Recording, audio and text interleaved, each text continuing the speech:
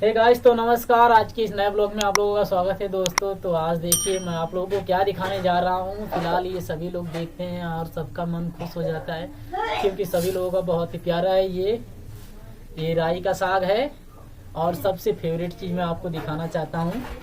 ये देखिए बथुआ। ये बहुत ही प्यारा साग है। इसे गांव में फिलहाल आज के समय में तो ये बहुत जल्दी मिलता नहीं है, बहुत मुश्किल से मिलता है, लेकिन पहले के समय में बहुत मिलता था। गांव के खेतों में, गन्ने के खेत में, गेहूं के खेत में बहुत होता था, लेकिन फिलहाल इस टाइम पे ये बहुत ही मुश्किल से मिलता है क्योंकि हर एक खेतों में अब तो दवाइयाँ पड़ने लगी हैं, जिसकी वजह से इसका पैदावार अब खत्म हो चुका है, बहुत ही कम हो चुका है। लेकिन जहाँ भी मिलता है ये बाजार में अगर खरीदने जाओ तो ये लमसम 70 रुपये 80 रुपये किलो मिलता है। लेकिन मैं इसे कल बाजार से नहीं, इसको खेत में से तोड़ के लाया हूँ, किसी दूसरे खेत से चोरी चोरी। इसका जो नाम है दोस्तों, इसका नाम है बथुआ। हम इसको गांव में बथुआ बोलते हैं, आपके शहर में इसको क्या बोलते हैं हमें नहीं जानकारी है दोस्तों, लेकिन इसको हम बथुआ बोलते हैं। मैं इसका आपको ये दिखाना चाहता हूँ पत्ती। ऐसे ढेर सारे में तो आपको दिखाई नहीं देता हुआ सफ़ा से।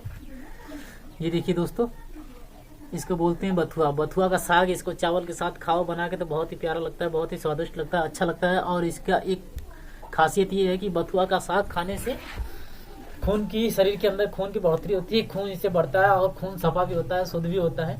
तो हर किसी व्यक्ति से मैं इतना ही कहना चाहूँगा कि ठंडी का मौसम आ गया है, ठंडी के मौसम में आपको जितना बथुआ मिले, जितना बथुआ का साग मिले उसे खाइए। और ये देखिए, ये राई है, लाही का पत्ता है, लाही का पत्ता, इसको हम लाही का पत्ता बोलते हैं और हमारे यहाँ तो राई बोलते हैं। ये देखिए, ये दोनों मिला के हमारे घर पे साग बनेगा और हम खाएंगे उसको, तो बहुत ही स्वादिष्ट लगेगा, बहुत ही अच्छा लगेगा। तो चलिए दोस्तों, आज की इस वीडियो से लेता हूँ विदा और अगले नेक्स्ट वीडियो में बहुत जल्द मिलूंगा। तब तक के लिए बाय। अगर आपने मेरे चैनल को सब्सक्राइब नहीं किया है तो प्लीज़ मेरे चैनल को सब्सक्राइब कर दीजिए।